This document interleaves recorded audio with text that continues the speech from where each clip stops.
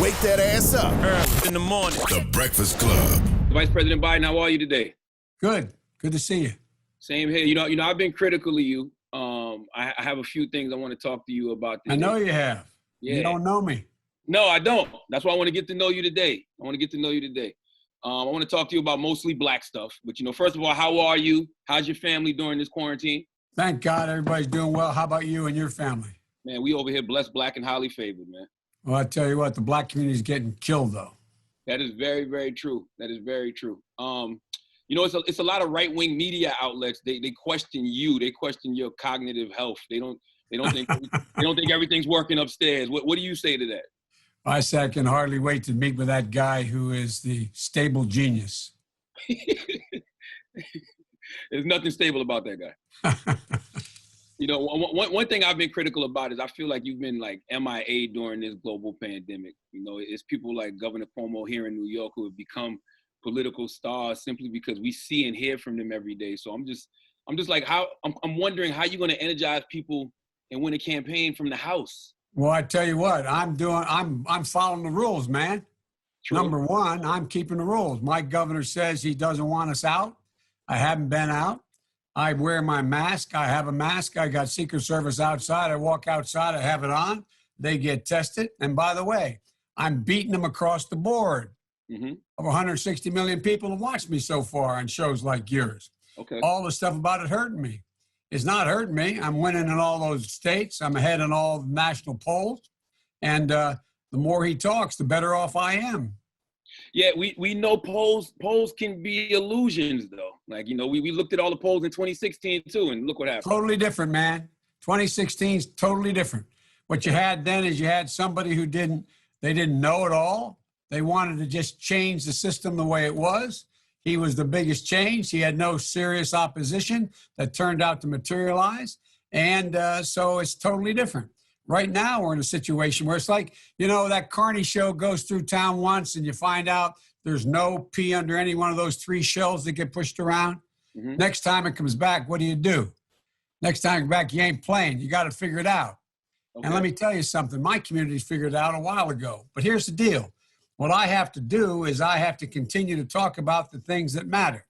And the things that matter are, for example, right now there's a study out of Columbia University and the Disease Control Center up there.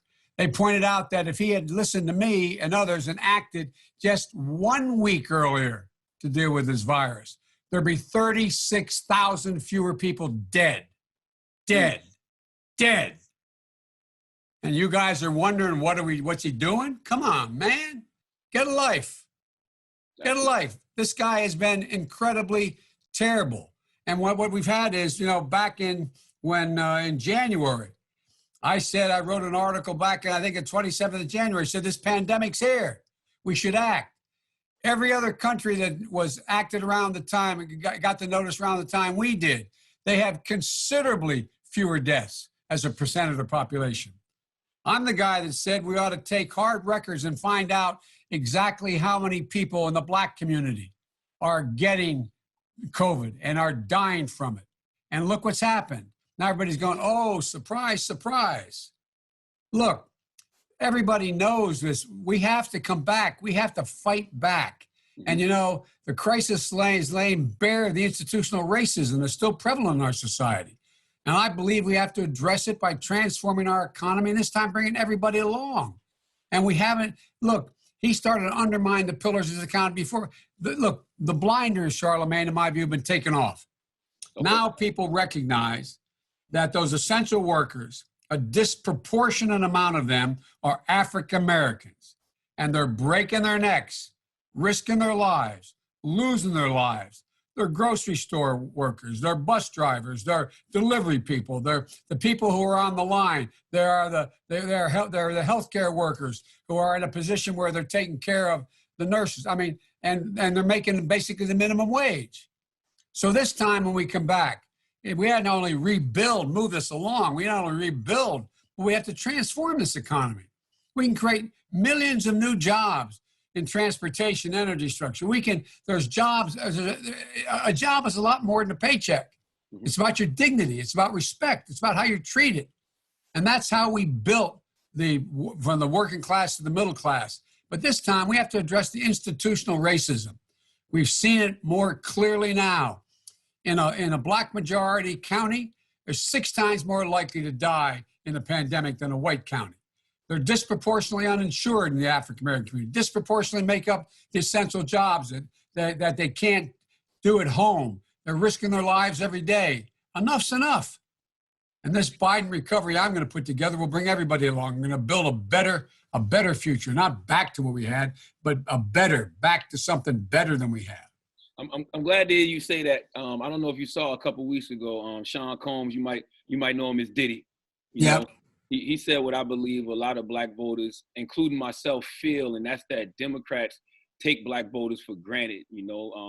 Votes are quid pro quo, right? It's not like I don't want to vote. I just want to know what candidates will do for us in exchange for our votes. The same way young progressive Latinos, the LGBT community, absolutely, we want the same thing. Do you feel like black people are owed that from the Democratic Party?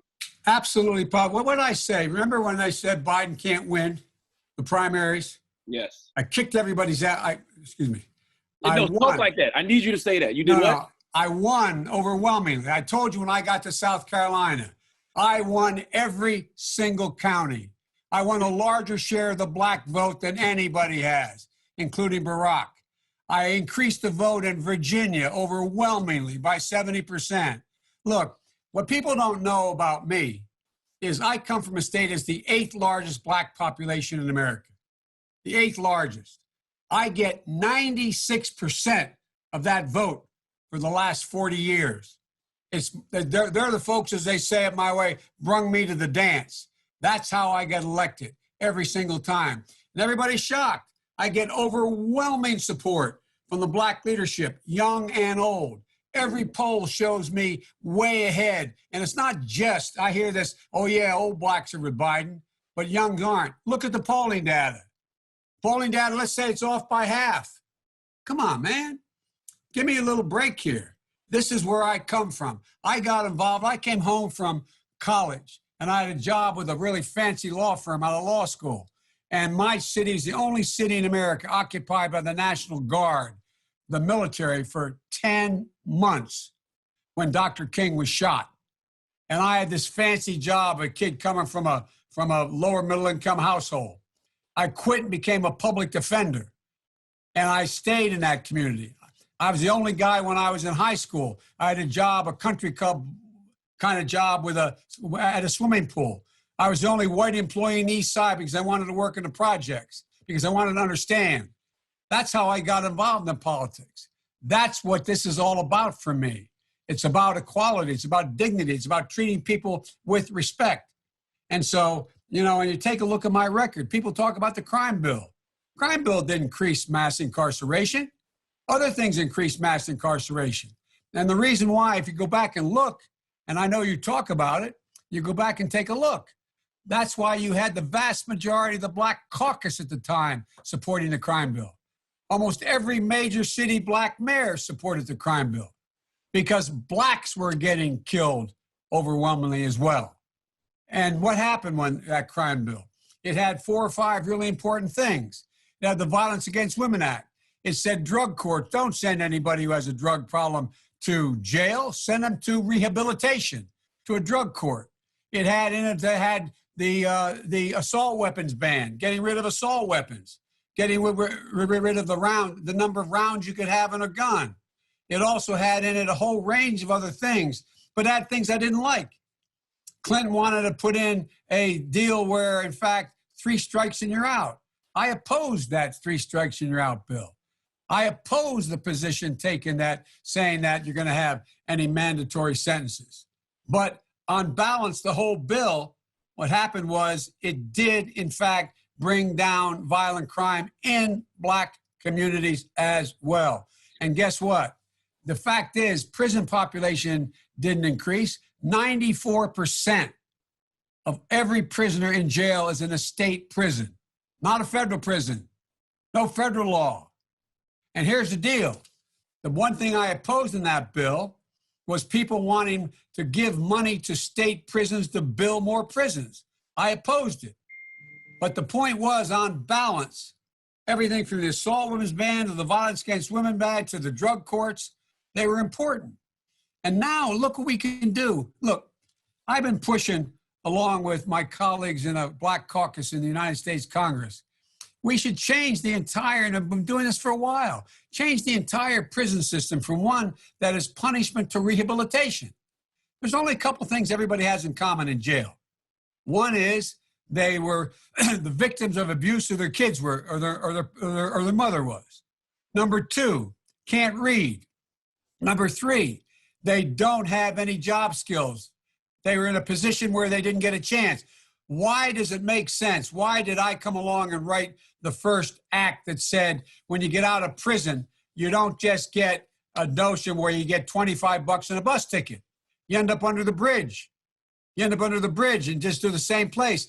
So every single solitary person being released from prison should have access to every single government program. Why does it not make sense to have African Americans who are getting out of prison, who serve their time, everybody for that matter, be able to have public housing? Why doesn't it make sense that they can have Pell Grants to go to school? Why doesn't it make sense they can have access to health care? What are we, nuts? That's what we keep doing. Yeah, sorry, that's our time there. No, I'm sorry. I know Jill has to use this, but I've talked too much. I apologize. No, I gotta ask you though, you know, why so much resistance on admitting the crime bill and other legislation you are a part of was damaging to the Black community? Because we had Hillary on a few years ago, and Ms. Clinton said that the crime bill, we made a lot of mistakes with that, and she wanted to atone for that by becoming the next president. Like, she was wrong. What happened was it wasn't the crime bill. It was the drug legislation. It was the institution of mandatory minimums, which I oppose. Mandatory, I oppose them. I thought you was a part of that in '84 as well. The Comprehensive Crime Control Act that established mandatory minimum sentences for drug offenses. No. What happened was what you're confusing is what happened was the Black Caucus came to me and said, look, I did this study when I was chairman of the Judiciary Committee. We looked at every district of the of the 10 court districts in America, federal court districts, and we found out that if you got arrested for robbery and convicted, and I got arrested for robbery and convicted, it was the first time, you went to jail an average of 13 years. I went to jail an average of 3 years. So there was this whole move, same time for the same crime. So no one based on their color could go to jail longer than anybody else for the same crime. So what happened was there was a judicial selection committee setting up that how you deal with making sure that the sentencing process is taken out of the hands of prosecutors saying, I'm going to want 12 years, 13 years for you, and 3 years for me. The end result of that was the unintended consequence, which we changed, Barack and I did, was the fact that you, in fact, all of a sudden, you could not lower my sentence or your sentence be lower than what was the average sentence for everybody else going to jail in the districts. That's how that came about. It didn't say mandatory. We said to the judges, you can't send people to jail for the same crime different times. They have to be within a framework. That's why that has been changed. And while I was vice president, I helped Barack, we reduced the prison population federally by 38,000 people. 38,000 people. And the only mandatory was in there was carjacking, which I opposed, and 3 strikes and you're out, which is ridiculous. It only was imposed 3 times, but still, even once makes no sense. The idea of 3 strikes and you're out. Give me a break. And the other thing we have to do, one of the things that, I was a public defender. I'm going to insist when I'm president that a federal public defender gets paid the same amount of money as a federal prosecutor gets paid. So you have representation. People have representation.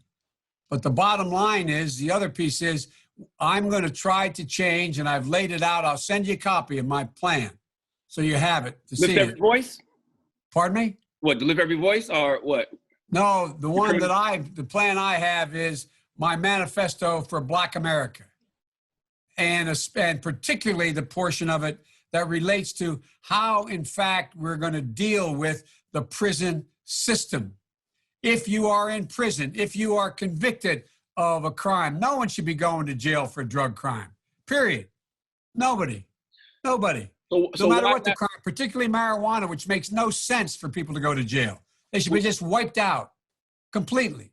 And the reason is that, if anything, for those crimes that are actually continue to be crimes, scheduled crimes, which marijuana shouldn't be anymore, what is happening is you shouldn't go to prison. You should go to a mandatory rehabilitation. Mm-hmm. It costs less to put people in a drug rehabilitation program than it does in jail. And you have a chance. We got to give people a chance. You know, Vice President Biden, I've read some of your Black agenda, and you say that you would decriminalize marijuana. What's the difference between legalizing it and decriminalizing it? Because they're trying to find out whether or not there is any impact on the use of marijuana, not in leading you to other drugs, but what it affects. Does it affect long-term development of the brain? And we should wait till the studies are done. I think science matters. I think we got decades and decades of studies from actual weed smokers, though. Yeah, I do. I know a lot of weed smokers. I want to ask you about your running mate. I don't know if you saw.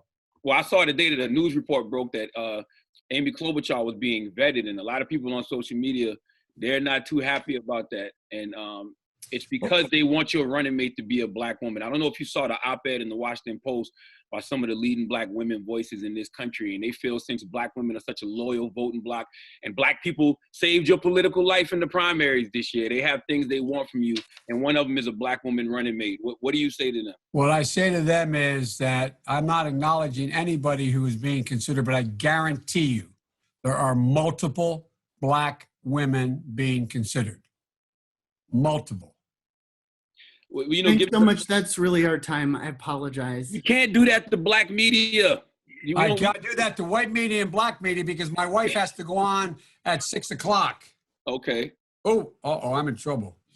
Listen, you got to come see us when you come to New York, VP Biden. I will. It's a long way until November. We got more questions. You got more questions, but I tell you, if you have a problem figuring out whether you're for me or Trump, then you ain't Black. It don't have nothing to do with Trump. It has to do with the fact I want something for my community. I would love to see. Take a look at my record, man. I extended the voting rights 25 years. I have a record that is second to none. The NAACP has endorsed me every time I've run.